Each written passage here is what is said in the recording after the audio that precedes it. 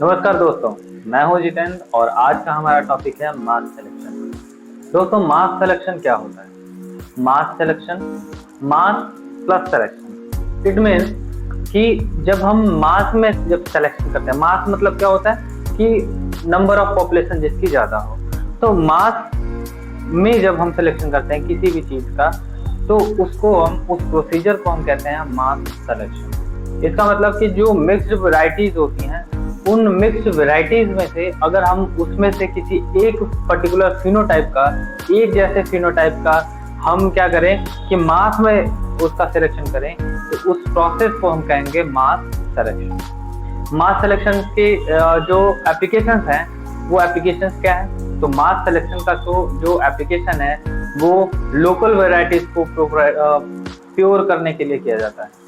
जो local varieties मतलब जो हमारे आसपास या देसी वैरायटीज होती हैं, उनको प्योर करने के लिए मास सिलेक्शन का यूज हम करते हैं। इसके प्रोसीजर की बात करते हैं तो इसके प्रोसीजर में सबसे पहले ईयर में हम मिक्स्ड वैरायटी से एक टाइप के फिनोटाइप वाले प्लांट्स को हम सेलेक्ट करते हैं। उनको सेलेक्ट करने के बाद उन्हीं सेलेक्टेड प्लांट्स को हम नेक्स्ट जनरेशन में 200 से 2000 के बीच में प्लांट्स को हम प्लांट करते हैं।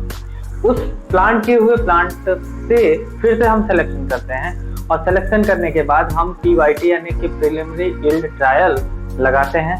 फिर अगले जनरेशन में हम उसको यील्ड ट्रायल के लिए उसको भेज देते हैं। यील्ड ट्रायल लगाने के बाद फिर हम मल्टी लोकेशन ट्रायल लगाते हैं। मल्टी लोकेशन में क्या होता है कि अलग अलग इन्वायरमेंट में हम उसको क्या करते हैं कि कल्टीवेट करते हैं। और कल्टीवेट करने के बाद जहाँ पे जिस इन्वायरमेंट में उसका जो एडाप्टेबिलिटी है, जिस इन्वायरमेंट में उसका प्रोडक्शन अच्छा है, उसको हम उस एरिया में उस रीजन के लिए एक वैरायटी के तौर पे रिलीज कर देते हैं। वहाँ के फार्मर्स को डिस्ट्रीब्यूट कर देते हैं मल्टीप्लिकेशन करने के बाद। और इन सब प्रोसेस में टोटल 7 जनरेशन का समय लगता है, यानी कि 7 साल का समय लगता है। इस प्रोसेस के बाद एक फाइनल प्योर वैरायटी फार्मर्स के पास अवेलेबल होता है। इसके बाद हम बात करते हैं इसके मेरिट की। तो इसका मेरिट ये है कि ये सिंपल सिलेक्शन होता है और सिंपल सिलेक्शन की वजह से कोई टेक्निकल हैंड की जरूरत नहीं पड़ती है।